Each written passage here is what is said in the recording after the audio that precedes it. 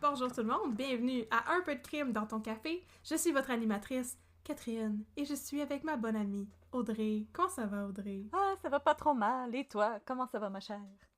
Ça va bien. Il commence à faire chaud là, dans ma chambre parce que on enregistre et il fait comme 25 dehors et les fenêtres sont fermées pour le bruit. Ah oui, C'est comme une cocotte minute. on est dans un sauna, mais on porte des On est vêtements. dans un- Oui, Ou pas, vous le savez pas. c'est un son.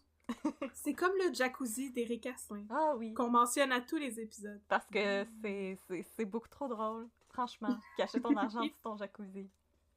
C'est pas place pareil. Ce serait comme cacher ton argent en dessous de ton lido. C'est étrange comme concept. En tout cas, aujourd'hui, nous sommes là pour vous divertir avec nos histoires de crime et de café. Yes, sir. Audrey, tu as du crime et du café pour nous aujourd'hui. C'est toi qui as tout aujourd'hui. C'est moi qui ai tout apporté. Le potluck, là, apporte Ouais. juste ton assiette, c'est moi qui fournis. Ah ah! Alors, qu'est-ce qu'on boit aujourd'hui? Alors, aujourd'hui, nous allons boire le mélange du camionneur, Yay! qui nous provient de cafévrac.com, qui est un site québécois sur lequel vous pouvez commander des beaux gros sacs de café. Moi, le mélange du camionneur, c'est personnellement un de mes mélanges préférés qui vient de ce site web-là.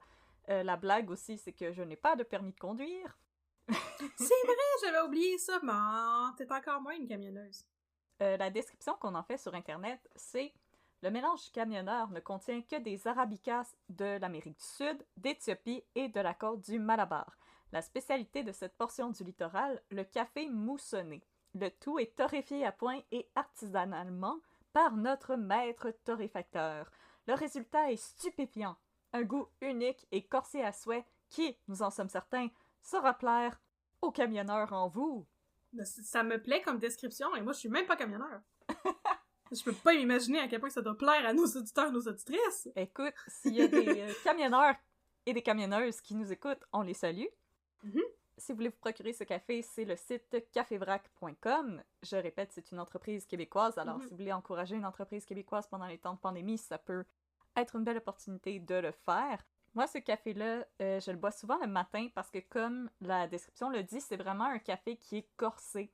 Il n'y a aucune acidité, c'est vraiment juste un bon goût de café un peu fumé. Ça rappelle vraiment un café que vous auriez dans un diner sur le bord de la route. Tu sais, un bon café fort Oui. qui vous donne envie de manger 2 œufs tournés avec du ballonné frit, là. Oui, yes, du bon ballonné frit, puis du fromage orange, là. Oubliez pas d'enlever le plastique autour du fromage orange. Conseil d'amis. Non, ça fond, ça se mange. Non, ça se mange pas, ça se mange pas. Alors voilà, c'était ma recommandation du jour, je répète, le mélange du camionneur, disponible chez cafévrac.com. On n'est pas commandité par Cafévrac, je me le suis procuré moi-même avec mon petit argent de poche. Mais je vous le recommande chaleureusement parce qu'en plus, vous pouvez choisir votre mouture, vous pouvez choisir la quantité que vous en recevez, et c'est un site, le nom le dit, c'est en vrac. C'est pas si cher et ça vous tient vraiment longtemps, alors le mélange du camionneur, c'est ma recommandation de cette semaine. C'est une très belle recommandation et j'aimerais donc ça être une camionneuse pour pouvoir boire ce café. Vous pouvez le voir pareil, la police va pas aller chez vous. Ah non, d'accord, ok, c'est correct. Alors, Audrey, aujourd'hui je pense qu'on parle de quelque chose d'assez rough de par chez rough. Oui, avertissement, le cas aujourd'hui, ça va être un cas un peu corsé. Mm-hmm. Les avertissements que j'aimerais donner tout de suite à nos auditeuristes, c'est qu'il va y avoir mention de violences faites aux femmes, de violences faites aux personnes LGBTQIA+, et de féminicide. Alors, si malheureusement c'est des sujets que vous préférez ne pas entendre, c'est correct. Catherine et moi, on respecte ça. Vous êtes quand même la bienvenue dans la communauté d'Un peu de crime dans ton café. Mm-hmm. Et on vous dit à la semaine prochaine. Il n'y a aucun problème. Prenez soin de vous. C'est ça qui compte pour nous. Le cas, c'est aussi un cas qui nous a pas été recommandé en tant que tel, mais qui nous a été mentionné par un auditeur, Sean, qui avait mal deviné un de nos visuels. Oui. Donc, Rock Forêt, il avait deviné ce cas que je vais vous présenter dans quelques secondes.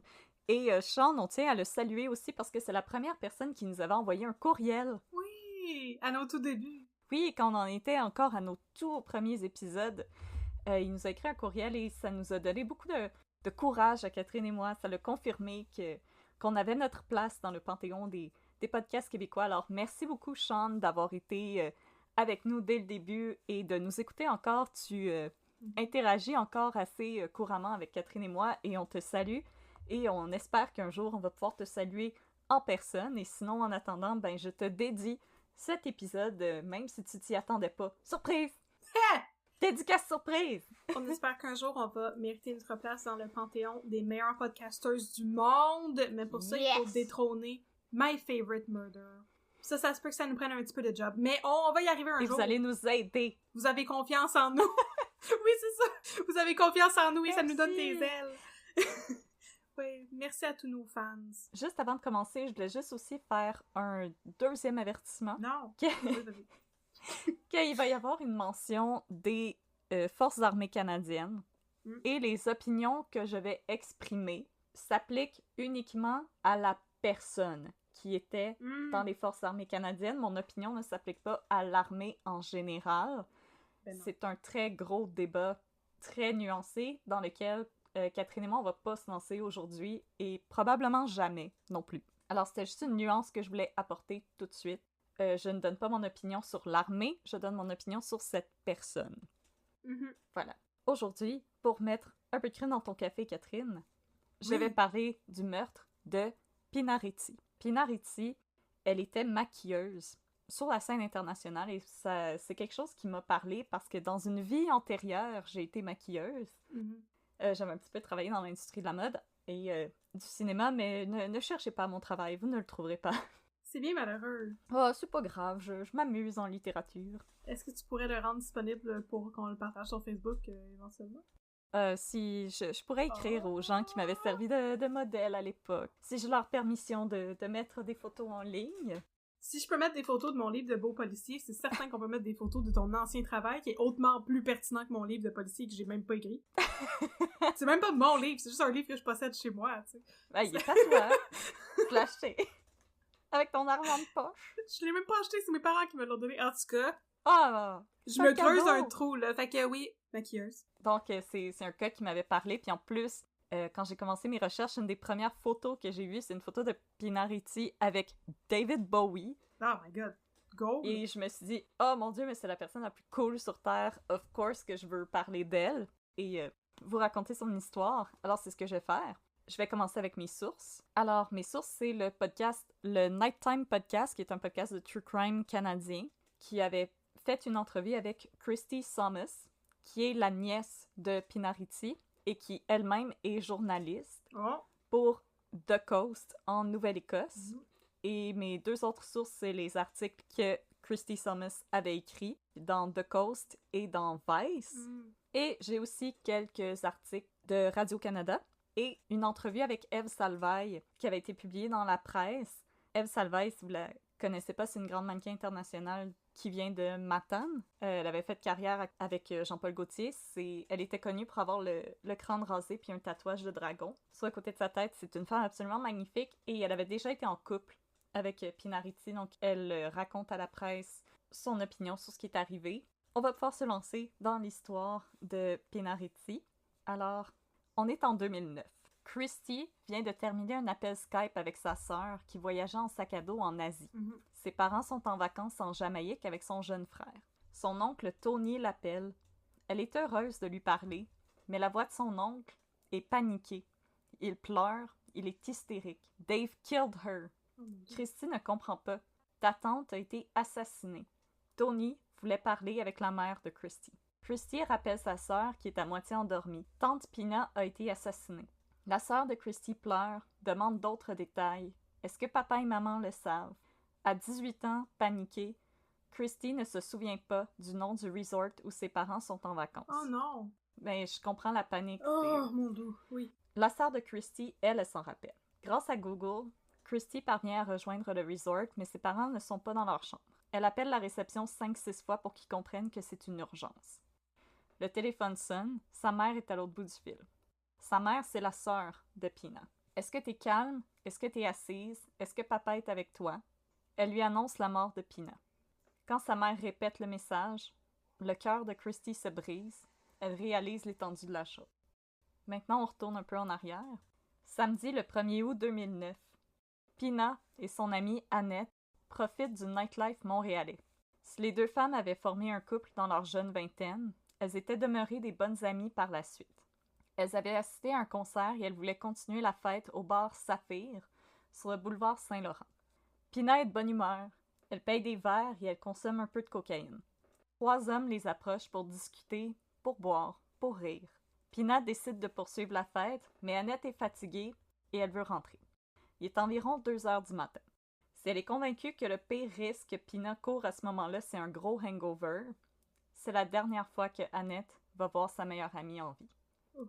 Le lendemain, la mère de Pina appelle Annette pour lui dire que Pina n'est pas rentrée. Quand Annette tente de rejoindre cette dernière, elle n'obtient aucune réponse. À l'époque, Pina vivait avec sa mère parce qu'elle arrivait d'un gros contrat à Los Angeles et elle avait présentement aucun pied à terre. Et sa mère commençait à vieillir, donc elle s'est dit qu'elle allait se trouver un appartement à Montréal pour se rapprocher et s'occuper de sa mère. Le 4 août, la famille se rend au SPVM pour remplir un constat de personnes disparues. Pour les proches de Pina, malgré le goût de celle-ci pour la fête et son mode de vie aventureux, cette absence prolongée n'augure rien de bon. Au poste, la personne en charge de prendre les dépositions s'obstine avec la famille, leur expliquant qu'il n'y a pas assez de temps qui s'est écoulé pour qu'ils puissent remplir un constat de personnes disparues. En effet, il faut qu'on soit sans nouvelles d'une personne pour 48 heures pour que celle-ci soit considérée comme disparue. C'est beaucoup, 48 heures. C'est énorme. On a le temps de transporter la personne à l'autre bout du monde en 48 heures. J'allais dire, t'as le temps de mourir 20 fois. T'as le temps de mourir beaucoup plus que 20 fois en 48 heures. Mais Annette et le frère de Pina, donc Tony, persistent et commencent à décrire ce que la maquilleuse portait la dernière fois qu'elle a été vue. En entendant la description, la réceptionniste blâme. Elle se lève et se dirige vers le bureau de ses supérieurs. Quand elle revient, elle est accompagnée par un enquêteur du SPVM qui informe Tony et Annette qu'un corps a été retrouvé et qui correspond à la description de leur sœur et meilleure amie. Oh non! Si la nouvelle en soi est choquante, la manière par laquelle le corps a été retrouvé rend le tout encore plus aberrant. Donc attention tout le monde, ça va être un peu corsé. Le corps a été retrouvé par un homme itinérant, du nom de Pierre Pinchot. Oh non, pauvre monsieur. Ce matin-là, il cherchait à se mettre à l'abri de la pluie et il s'est rendu dans un cabanon situé à l'arrière d'un concessionnaire automobile abandonné à l'extérieur du centre-ville de Montréal, sur la rue Notre-Dame à proximité du chemin de fer. Donc vraiment au bout de l'île, où est-ce qu'on est proche du fleuve. À quel bout de l'île? Dans l'est? Oui, proche de chez moi. Ok. Vous savez pas c'est où chez moi? C'est ça, mais Notre-Dame, elle passe chez nous aussi, tu sauras. Mais... Dans le fond, vers la rive sud. D'accord. Dans le fond, quand t'arrives du pont-tunnel, c'est exactement dans ce coin-là que tu vas arriver. Ok, je comprends. Le quartier industriel, là, c'est... Là, les gens qui sont pas à Montréal sont comme, on s'en crisse. Arrêtez de parler de ça. Aucun shaming, mais l'autre jour, je me suis retrouvée dans ce coin-là en voiture, puis je me disais, vous allez pas là toute seule. Non. Mesdames, puis messieurs, c'est vraiment un coin que je ne recommande pas. Non, il y en a des places comme ça. Donc, M. Pierre Pinchot voulait s'abriter. En entrant dans le cabanon, Pierre est aussitôt frappé par une mauvaise odeur qui le force à sortir son briquet pour en trouver la source. Oh. Grâce au petit faisceau de lumière, il peut apercevoir 2 petits pieds qui dépassent d'un tapis roulé posé sur le sol. Pensant qu'il vient de découvrir le cadavre d'un enfant, l'homme contacte aussitôt la police. Une fois arrivé sur les lieux, la police constate que le corps à demi nu avait été roulé dans un tapis et que le tapis avait été imbibé d'essence, probablement afin de le brûler. Oh. Et aussi, c'était pas un corps d'enfant, c'était le corps d'une femme, mais elle était tellement menue que c'est pour ça que M. Pinchot avait cru avoir trouvé le corps d'un enfant. La famille, elle va cependant être chanceuse dans sa malchance, parce que très peu de temps s'est écoulé entre la mort de Pina et le moment où elle a été retrouvée par Pierre Pinchot. Le corps n'a donc pas encore commencé à se décomposer, ce qui devrait rendre la tâche des enquêteurs beaucoup plus aisée. En entrevue avec le Nighttime Podcast, Christy Thomas explique que sa famille a chaudement remercié M. Pinchot d'avoir contacté rapidement les autorités pour qu'ils retrouvent Pina. Si le corps n'a pas été trop endommagé, c'est trouver l'identité du meurtrier qui sera pas une tâche facile. Heureusement, le médecin légiste est parvenu à identifier 3 sources d'ADN que le meurtrier avait laissées sur la scène du crime. Aha! Good. Donc, une gomme, Wesh. de la salée Wesh. et des lambeaux de chair sous les ongles de la femme. Ça, là... Ok, ça peut sembler vraiment très alarmiste et glauque, là, mais c'est un truc qu'ils disent beaucoup, de comme si t'es une personne qui se fait attaquer, pas juste une femme, mais si tu te fais attaquer par quelqu'un, d'essayer de te débattre le plus possible et de griffer le plus possible pour qu'il y ait de l'ADN qui soit retrouvé. Même si la personne nettoie la scène de crime, ça peut aider à élucider ton meurtre. Oui. C'est un truc important. C'est comme un espèce de life pro tip bizarre, là. Oui, mais je me rappelle aussi d'un épisode, pas d'un tueur si proche, mais d'une émission comme ça à Canal D, où est-ce que la jeune fille s'était fait agresser, puis justement, elle avait essayé de griffer son agresseur le plus possible pour avoir de l'ADN en dessous de ses ongles, Ouais. puis il l'avait agressé dans sa voiture, alors elle avait mordu dans la portière. Ah, c'est bon, ça. Alors quand l'homme a été arrêté à cause de l'ADN, ils ont fouillé sa voiture, puis ils ont trouvé la trace C'est bon, de ça. dents qui matchait avec ses dents. Ouais. Donc, laissez le plus d'indices. En plus, si le corps a été retrouvé face contre le sol, les bras de la victime se retrouvaient sous elle, ce qui signifie que l'ADN que le meurtrier a laissé sous ses ongles n'a pas été atteint par la fumée, le feu ou la pluie. Oh, ok. Donc l'ADN est intact parce qu'il était contre elle. Oui. En plus, parce que le cabanon est situé à proximité d'un chemin de fer, il y a des caméras de surveillance qui balayent les alentours et qui ont sans doute pu capturer la scène. Nice. À l'époque, la famille ne va cependant pas être informée de la vidéo de surveillance qui avait été saisie par les enquêteurs du SPVM. D'ailleurs, les enquêteurs du SPVM vont garder cette carte-là très proche d'eux, Oui. et ça va nous servir plus tard. Maintenant, même si la présence d'ADN et la vidéo de surveillance peuvent nous sembler comme des indices qui mènent habituellement la police à un flawless victory dans Law and Order, pom pom, la vérité, elle est assez différente. L'ADN, elle n'était pas connectée à aucune ADN que le SPVM avait déjà dans leur dossier. Et la vidéo de surveillance, elle montre juste des formes pixelisées, qui ressemblent vaguement à 2 personnes. Okay. Par contre, un avis de recherche pour les 3 hommes qui avaient accompagné Pina à sa sortie du club Saphir est publié, puisque ceux-ci sont vus comme des suspects ou des témoins potentiels. Ben ouais, me demande pourquoi. Alors, on recherche 3 hommes blancs, âgés de 24, 25 et 40 ans. Oh, Les descriptions fournies sont assez vagues. 2 d'entre eux sont assez petits, et un d'entre eux avait les cheveux noirs lissés vers l'arrière, et un autre avait des tatouages sur les avant-bras. Pour le bar Saphir, c'est pas mal average, on va s'entendre. ça ressemble à Eric Bruno dans Fait divers. J'ai encore pu faire ma joke! Yeah! Bonjour Eric! Oui. Pour ceux qui sont peut-être un peu plus jeunes que Catherine et moi et qui s'en rappellent pas, parce que le Saphir, je pense que ça a fermé quand on était au cégep. Je sais pas c'est quoi du tout, j'allais demander justement si c'est encore ouvert. Le bar Saphir, c'était sur Saint-Laurent, puis dans le fond, c'était la version un peu plus gothique des Foufounes électriques. Oh, nice, ok. Donc c'est un bar un peu alternatif. Ça l'a fermé en 2009, je pense si ma mémoire est bonne, fait que pas longtemps après ça. Ok, En tout cas, j'ai été comme une fois quand j'étais au cégep.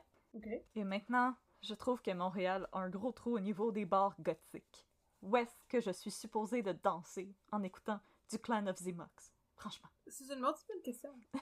Puis là, vous allez me répondre, le Club Berlin, Audrey, est à 2 coins de rue de chez vous. Pour vrai, mon Dieu, tu t'y connais en club gothique? J'ai zéro Ben connaissance là, là-dedans. c'est pour être avec ma communauté. Mais c'est ça, je ne suis pas dans la communauté des gothiques, je suis dans la communauté des gens qui portent des salopettes encore du roi. Mais moi, je te donne une carte de membre du Club des Gothiques honoraires. Oui! Ah yes, je suis membre honorifique. Je vais avoir mon doctorat honoris causa Yes, du club des des gothiques. Gothiques. Good! I like that. Mais là, malgré une entrevue accordée au Journal de Montréal par la famille Ritty, où celle-ci implorait l'aide du public pour retrouver les 3 hommes, ceux-ci n'ont jamais été identifiés. Oh non! La famille est donc laissée à elle-même avec ses théories sur ce qui a pu arriver à leur chère Pina. En entrevue, Christy avoue que si on pense à une femme qui s'aventure dans la vie seule la nuit, on a tendance à s'imaginer tout de suite le pire. Est-ce que c'est un vol qui a mal viré? Est-ce que c'est un prédateur? Un violeur en série? La famille se questionne aussi à savoir si Pina, elle aurait pas été victime d'un crime haineux. Pina, elle était ouvertement bisexuelle et elle avait une préférence marquée pour les femmes. Donc, c'est une théorie qui tient. Parmi les femmes qui ont partagé sa vie, on retrouve le mannequin au crâne tatoué Eve Salvaille, la literal girl with the dragon tattoo. En entrevue avec la presse, Eve déclare que Pina et elle ont formé un couple pendant 5 ans, pendant que celle-ci faisait ses premières armes dans le monde de la mode. Et là, je la cite, « Elle a fait tous les shows avec moi pendant 5 ans et demi. Elle faisait tous mes maquillages. Les campagnes Versace, Jean-Paul Gaultier, elle était toujours là. Tout le monde venait la voir. Elle avait beaucoup de maturité et un côté très maternel. Je venais de Matane, j'étais à Tokyo. Je suis devenue famous en quelques semaines. Je capotais un peu. Elle m'aidait à me calmer les nerfs. Elle donnait les meilleurs câlins du monde. » Oh. J'ai déjà rencontré Eve Salvaille, puis elle est vraiment cool comme personne. Elle est tellement belle, sérieusement, ça compte pas d'allure. Oh, elle est tellement belle. On dirait un androïde. Elle est tellement gentille, en plus, là. Selon Christy Thomas, pire que la mort de sa tante, c'était le mystère qui entourait les circonstances de sa mort. Yeah! Pendant 4 ans, soit entre 2009 et 2013, la famille de Pina est laissée dans le doute avec ses théories et aucune confirmation de la part de la police. Plus le temps passe et plus les proches de Pina craignent que son meurtre ne demeure non résolu.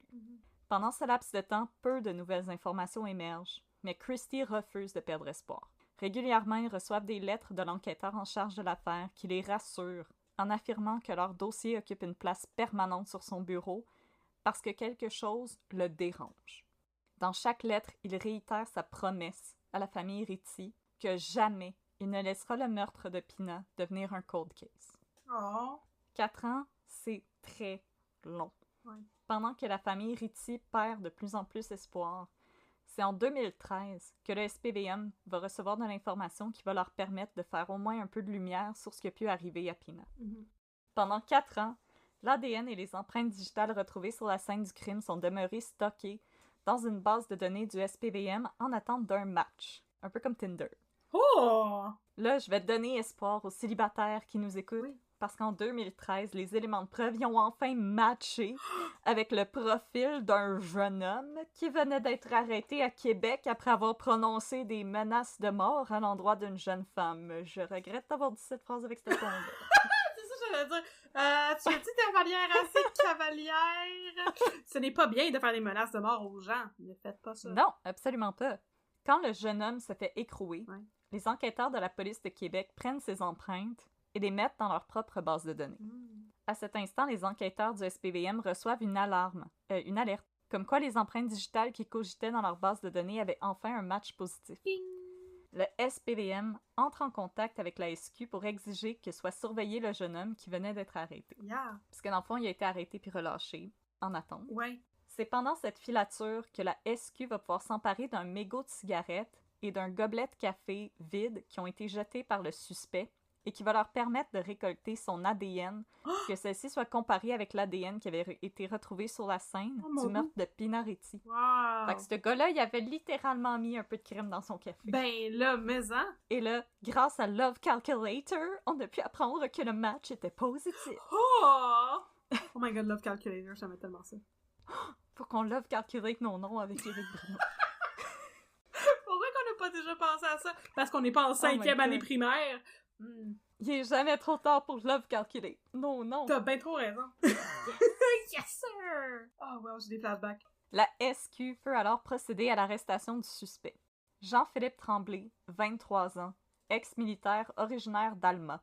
Celui-ci aurait été âgé de 19 ans à l'époque du meurtre. Ouais, c'est jeune, ça. Pina Ritchie, elle était dans la trentaine, quarantaine? Quarantaine. Quarantaine. Je viens de me rendre compte que j'avais oublié de mettre l'information à quelque part. Elle avait 45-47 Ouais. à l'époque. Je l'avais déduit avec sa nièce qui avait 18 ans, là, que c'était clair qu'elle était pas dans 20 ans.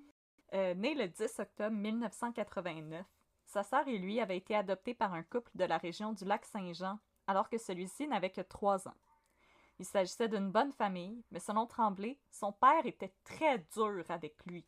Jean-Philippe Tremblay, il n'en était pas à ses premiers démêlés avec la justice pour violences faites aux femmes. Ah, ben, c'est pas mal. 23 ans. Il avait été arrêté en 2010 pour violence conjugale et en novembre 2009, soit quelques mois à peine après le meurtre de Pina Ritchie, parce qu'une femme avait porté plainte contre lui aux autorités d'Alma en affirmant qu'il avait essayé de la tuer. Oh mon Dieu. Donc, si la police d'Alma avait été un petit peu plus proactive, l'ADN de Tremblay aurait été fiché tout de suite Ouais. et la famille de Ritchie n'aurait pas attendu pendant 4 ans. Ah, c'est effectivement... C'est dur de s'obstiner comme ça. Pendant son interrogatoire, Tremblay joue à l'épée Oui. Remarque, je sais pas à quel point il jouait.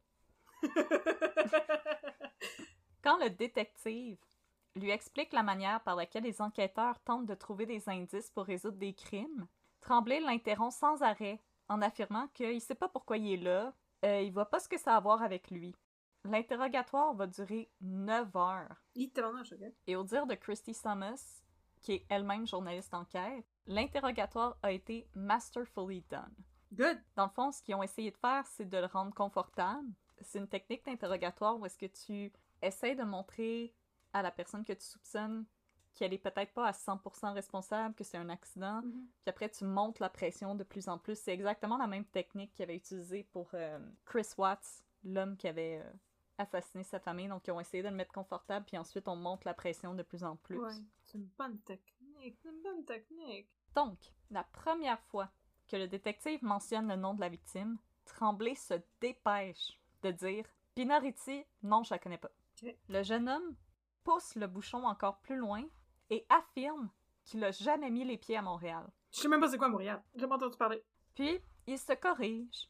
Et il avoue que peut-être qu'il a déjà été avec ses parents quand il était enfant, mais comme plus tard. Ah oui, peut-être que j'y étais 1 ou 2 fois en voyage d'école quand j'étais au secondaire, mais un petit peu plus tard. Ok, peut-être que je suis déjà sortie avec des chums à Montréal, mais comme peut-être 1 ou 2 fois, là, je me rappelle même pas, puis comme c'était peut-être même pas Montréal, c'était peut-être Greenfield Park. Ben oui, tout le monde va à Greenfield Park pour clubber. Yeah, c'est lit en salle. C'est très lit. Mais toujours, Tremblay demeure évasif. Il est convaincu qu'il a jamais rien fait de mal. Selon lui, c'est lui la victime. Toute sa vie, il a été une victime. Il est une victime de cet interrogatoire. Il est victime d'avoir été dans une bonne école privée quand ses amis allaient tous à l'école publique. Et il a été victime de bullying pour avoir été trop bon en sport. Big if true. En tant que personne qui a failli devoir changer d'école tellement je me faisais bully, c'est jamais arrivé, Jean-Philippe. De se faire bully parce que t'aimes trop le sport? Parce que t'es trop bon en sport. Ah, parce que t'es trop bon en sport. Non, effectivement, c'est... À moins qu'il aille dans une école où les bullies, c'était tous des nerds, pis c'était le monde à l'envers, pis le vendredi, des contraires. Oh! C'est la journée des contraires. Non, y a jamais personne qui t'a écœuré parce que t'es bon au kickball. Au kinball. Omnikin! Gris! Oui. Oh, God. c'est l'épisode des flashbacks avec le Love Calculator pis le kinball. Mixmania! Yes! De l'autre côté du miroir sans teint, la famille de Pinariti est forcée d'écouter le témoignage larmoyant du pauvre petit Jean-Philippe Tremblay. Il fait très petit. Il est victime d'être beau, d'être populaire avec les filles, gna gna gna. Selon Christy Thomas, à aucun point pendant l'interrogatoire de Tremblay, celui-ci n'a pris ne serait-ce qu'un grain de responsabilité pour les choses qui lui sont arrivées dans sa vie. Il a toujours été une victime. Oui. Ce qui est un classique personnalité narcissique. Si le détective laisse Tremblay faire son tale of woe, un peu comme Jane Eyre, après quelques heures, le détective va augmenter la pression pour faire craquer Jean-Philippe Tremblay et le forcer à admettre ce qui s'est passé ce soir-là. Ben, ça va faire, là. T'as ça une niaisage, d'autres choses à faire, District 31? Non, ça commence bientôt, là. Mais même quand Tremblay passe aux aveux, il est incapable de se défaire de sa mentalité de victime. Selon sa version des faits, il a été victime d'une véritable harpie, une nymphomane enragée, qui s'en est pris à un pauvre petit gars de la région perdu dans la grande métropole démoniaque. What? Mon Dieu! Big if true. C'est très big if true, ça. Faudrait que je trouve un équivalent en français pour ça. La nuit du 2 août, Tremblay et des amis du collège militaire de Saint-Jean-sur-le-Richelieu sont sortis dans un bar à Montréal. Oh non. Selon Tremblay, c'est Pina qui l'a approché en premier lieu. Celui-ci aurait été renversé qu'une femme plus âgée et aussi belle que Pina l'ait approché. Lui, petit dude boutonneux de 19 ans, qui, selon ses dires, pognait pas fort. Mais c'est parce qu'il était trop bon en sport. Il était trop bon en sport, les gens étaient comme « Je ne peux pas te battre au ballon poire. » Comment pourrait-on possiblement être en couple? Tu ne penses qu'au ballon poire. Je ne peux pas te suivre sur les barres transversales. Ils auraient marché ensemble sur la rue Sainte-Catherine, et c'est Pina qui l'aurait entraîné dans le cabanon de la rue Notre-Dame pour avoir des relations sexuelles. Mais là, il était rendu loin en tabarnouche. Toujours selon Tremblay, Ritchie aurait consommé de la cocaïne dans le cabanon avant de se mettre au travail. Si vous voyez ce que je veux dire. Oui. Nudge, nudge, wink, wink. Ceci est un podcast familial! C'est à ce moment que les choses se seraient gâtées. Tremblay aurait été incapable de performer. Oh! Et Ritchie se serait mise à l'insulter, à le traiter de loser. Okay. Tremblay serait alors sorti du cabanon pour fumer une cigarette et Pina lui aurait ordonné de revenir pour finir sa job. Jean-Philippe se serait alors senti intimidé par la maquilleuse de 47 ans qui le ridiculisait et il l'aurait frappé dans un excès de rage. Il affirme cependant que le coup, c'était juste un accident. Il n'a pas fait d'exprès, il a perdu son sang-froid, bref, toutes les qualités qui font un bon soldat, à qui on va bientôt donner un fusil. J'ai peur, là.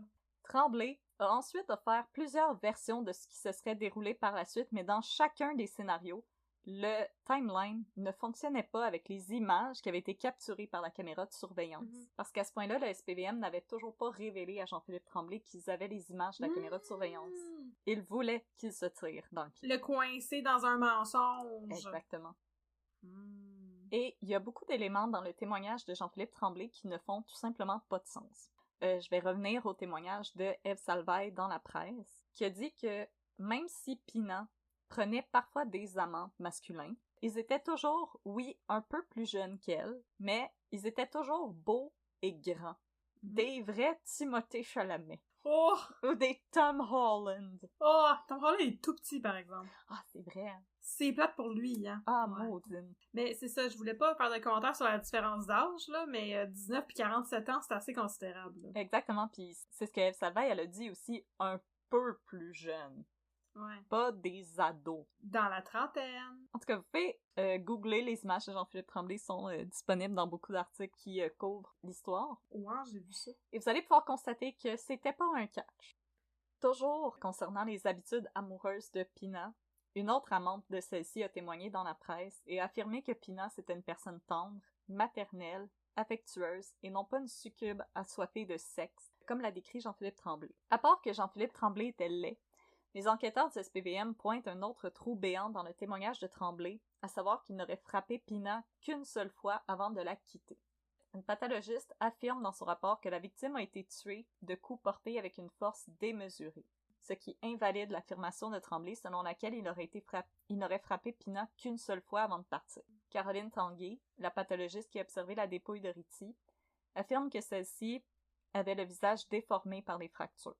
Oh mon Dieu!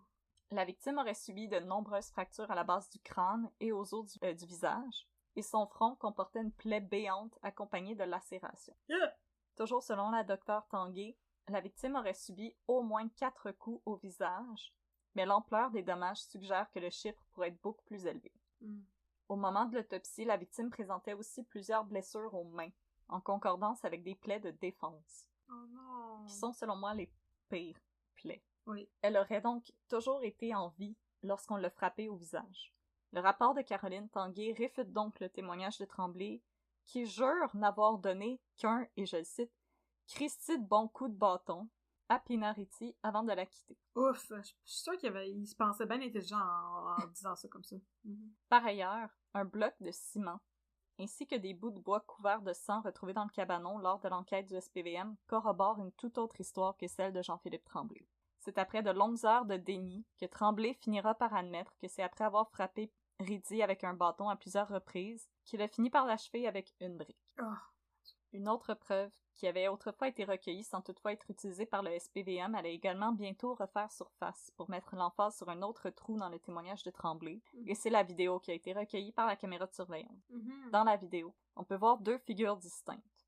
Une vêtue de blanc, soit Pina, et l'autre vêtue de noir, Jean-Philippe. Ils se dirigent vers le fameux cabanon.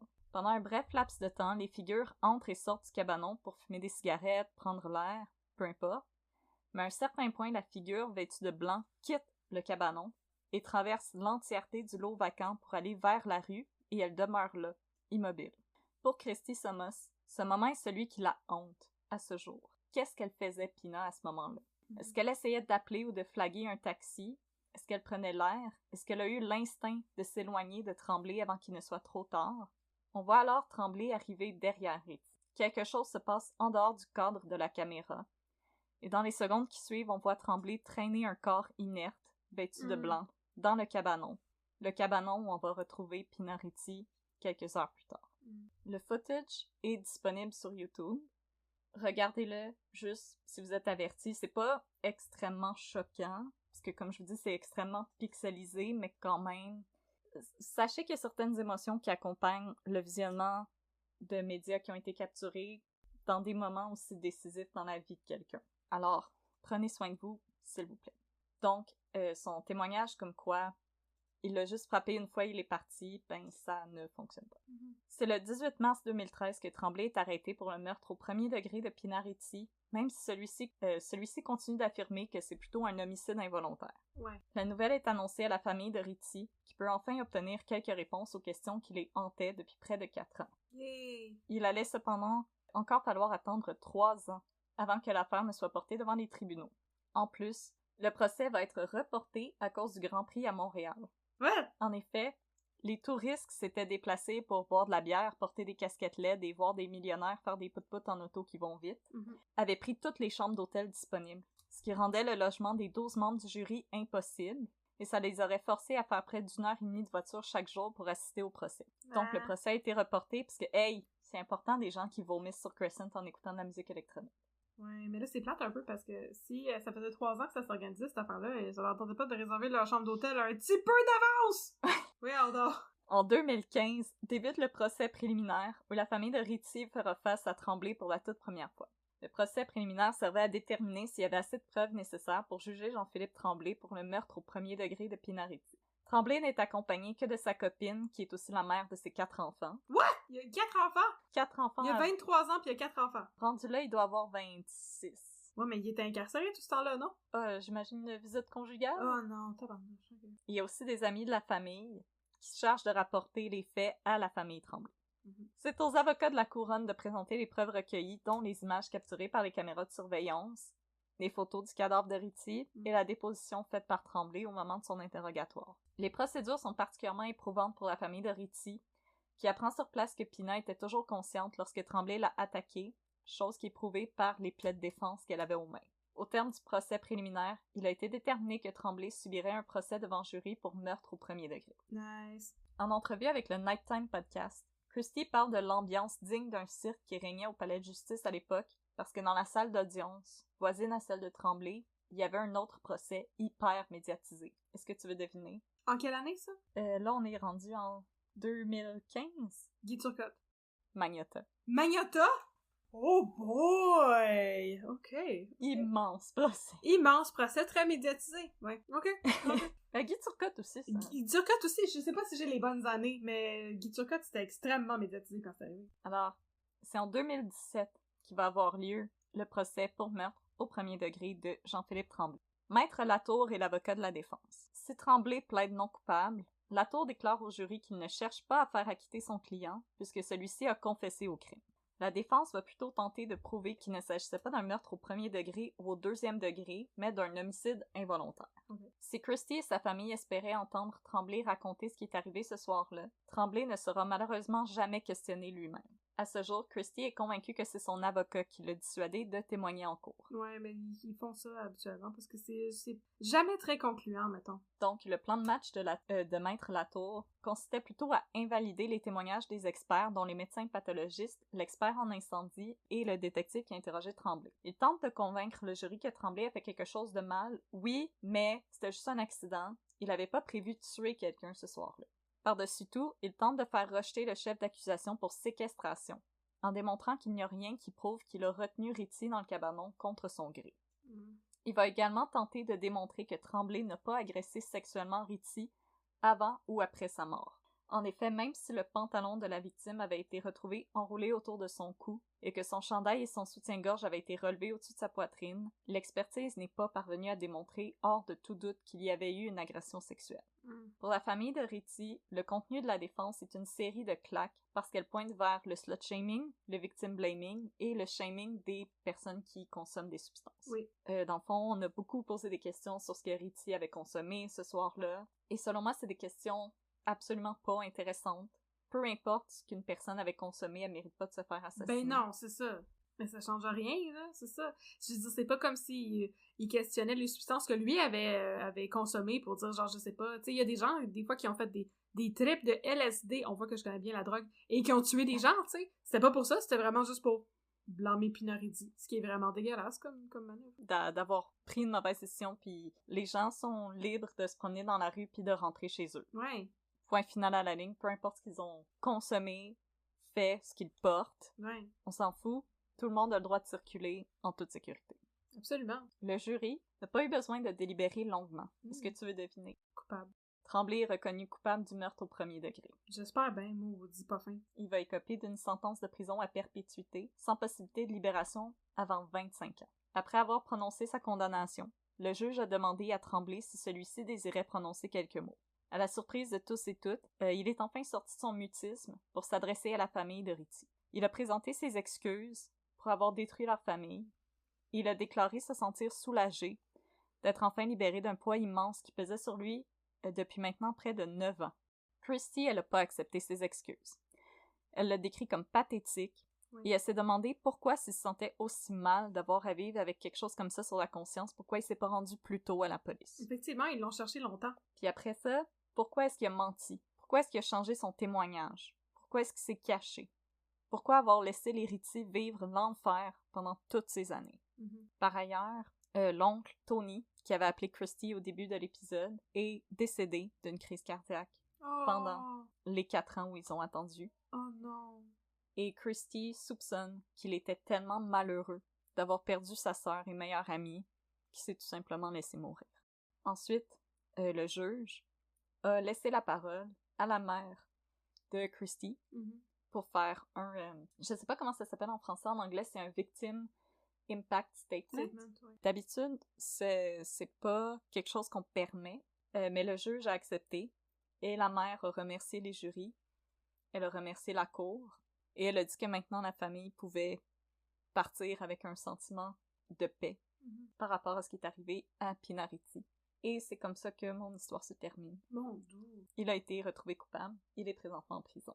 Tant mieux pour ça. Et c'était lourd comme histoire. C'est très lourd. Oui. Mais je pense que avec tout ce qui est arrivé ces dernières semaines, là on enregistre début avril, il y a quand même 8 femmes en 8 semaines qui ont été tuées.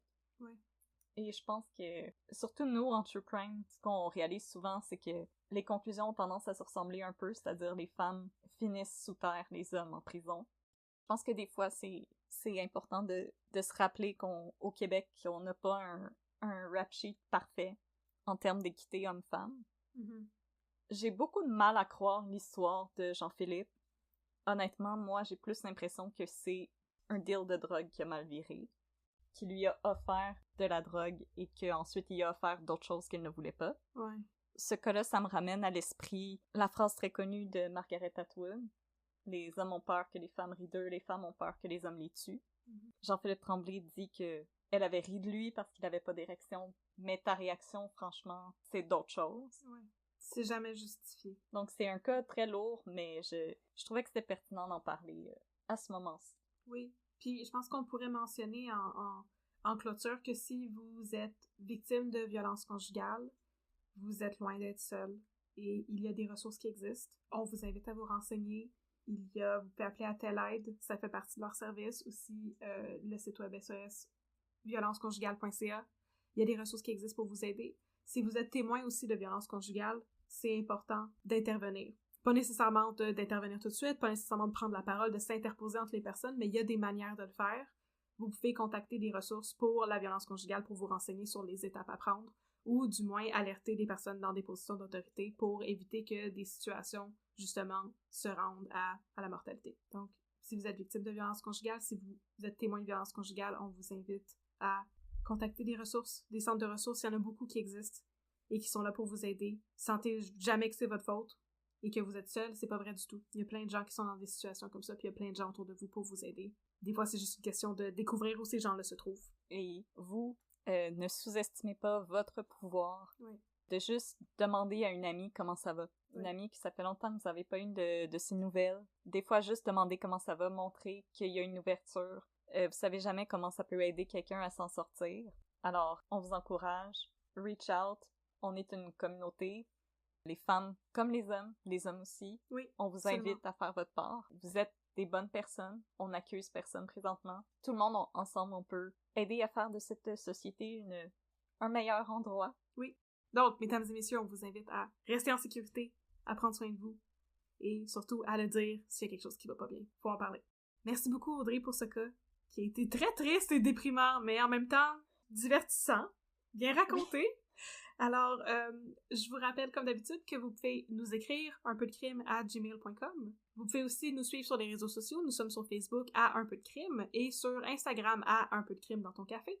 C'est là que nous interagissons avec nos admirateurs et que nous publions plein de beaux contenus, comme des photos de mon livre de beaux policiers. Et possiblement des images de l'ancienne carrière d'Audrey, on sait pas. Alors, on vous invite à interagir avec nous. Nous autres, ça nous fait toujours plaisir d'avoir de vos nouvelles et ça nous encourage à continuer notre travail puisque, ben, vous le savez peut-être pas, mais c'est un travail qu'on fait absolument bénévolement. On se nourrit de votre contact et de vos encouragements. Donc, merci beaucoup à tout le monde qui prend la peine de nous écrire. Ça nous fait toujours plaisir. Votre plaisir est notre salaire. Oui, exactement. C'est contrairement à, c'est le contraire de l'Église sur Papineau, là, le salaire de ton péché, c'est l'enfer. Nous autres, le salaire de notre travail, c'est vos encouragements. Vos rires. Vos rires, effectivement. Et merci encore pour vos beaux courriels. Pour vrai, Catherine et moi, quand vous nous envoyez des courriels, on pleure pendant 2 jours de bonheur et après on vous répond. On avait dit qu'on allait faire un petit shout-out. Attends, je vais le faire, justement. On aimerait remercier, dans le fond, tout le monde qui nous a envoyé des courriels. Alors, vous êtes en ordre d'envoi de courriels. On vous aime tous égal, sachez-le. Oui. Alors, merci à Sean, qui nous avait justement parlé de Pinariti. Mm-hmm. Merci à Sabrina S., qui nous avait recommandé Benoît Gay, Oh my que God. vous avez pu entendre il y a quelques semaines. Oui. Merci à Maryse, qui nous a envoyé un message qui nous a profondément touchés. Et on espère que tu vas bien, Maryse. On pense beaucoup à toi. On aimerait remercier Mélissa, qui nous a également fait une proposition sur laquelle on devrait travailler bientôt. Oui. On se fait des petits clins d'œil comme ça. On aimerait remercier Chloé, qui nous a envoyé sa liste des recherches à la BANQ. Oui. Et je pense, Catherine, que quelque chose a attiré ton attention. Ouais, il y a une entrée dans ce beau tableau que tu nous as envoyé, Chloé, qui m'a intriguée et c'est un cas dont on va discuter dans les prochaines semaines. Reste parmi nous, Chloé, on va bientôt te servir. On remercie à nouveau Laurence et sa conjointe, qui sont les propriétaires du Saint-Suave à Québec, qui nous avaient envoyé du café et qui nous avaient écrit un super beau courriel. On vous salue, on espère que vous allez bien et que le Saint-Suave aussi va bien. On salue Julie, qui nous écoute des États-Unis. Des States, oui! Des States! Quel privilège! Et on salue la mère de Catherine. Oui! Bonjour, maman. Qui nous a envoyé un master courriel d'idées. On va jamais run dry. Non, c'est on ça. a des cas pour longtemps. Merci. Et on espère être avec vous longtemps. Oui, merci Ginette. C'est apprécié. Merci. C'est bizarre d'appeler ta mère par son prénom, tu sais, c'est un peu comme... Mais merci. Puis merci, maman de Catherine, de m'avoir dit que mes dessins étaient beaux. Ça m'a fait beaucoup chaud au cœur. Oui, on a éventuellement de la marchandise qui va s'en venir, c'est vrai. On a oublié de parler de ça. Yes. Je travaille là-dessus. Mais donc, si un jour, si vous rêvez de posséder un macaron avec possiblement un dessin de la face d'Éric Bruno, ça pourrait être le genre de truc qu'on pourrait peut-être rendre disponible un jour. Peut-être qu'on en a déjà des prototypes, peut-être qu'on y pense beaucoup. Mais si vous êtes intéressé à avoir n'importe quel de nos visuels, en fait, sur un macaron, sur un sac, sur un chandail, ça pourrait éventuellement s'arranger. Oui, même. N'hésitez pas à nous écrire ou à commenter sur Instagram lesquels des visuels qui sont les plus intéressants, lesquels est-ce que vous aimeriez posséder? Oui. J'ai déjà quelques prototypes, mais ça m'intéresse toujours de savoir qu'est-ce que vous aimez, puis sinon, sachez-le, je suis très généreuse comme personne, alors si vous aimez un visuel et vous l'enregistrez sur votre téléphone avec l'outil capture d'écran, ben c'est très correct. Je vous le permets. Vous avez ma permission, vous avez ma bénédiction si vous voulez utiliser un de nos visuels comme fond de téléphone, comme fond d'ordinateur, comme fond de tablette. Comme maquillage à l'Halloween, n'importe quoi. Si vous voulez faire des cosplays de Catherine et moi, vous avez la permission. Oh, wow! Ça serait donc beau! Oh, surtout génial. pour les gens qui nous ont jamais rencontrés. Juste à partir de nos illustrations, c'est ça, fait des cosplays de nous. Vous savez que je porte une camisole, que je porte une salopette encore du roi, pis que Audrey est gothique, fait que ça vous donne déjà des repères. Alors, oui, merci tout le monde d'avoir été avec nous. Merci pour vos encouragements. On espère que vous avez apprécié cet épisode et on va se retrouver la semaine prochaine. À la prochaine, tout le monde. Bye bye! Bye bye!